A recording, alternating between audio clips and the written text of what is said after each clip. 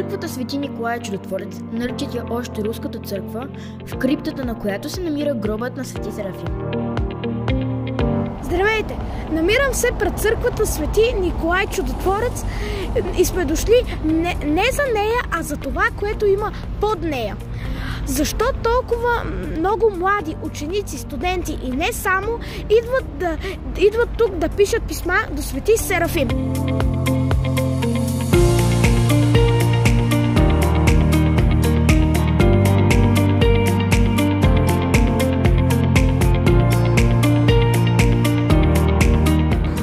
Много млади хора идват от църквата, за да изпратят своите писма с молбите си към Свети Серафим, който ще ги предаде на Бог, за да ги изпълни.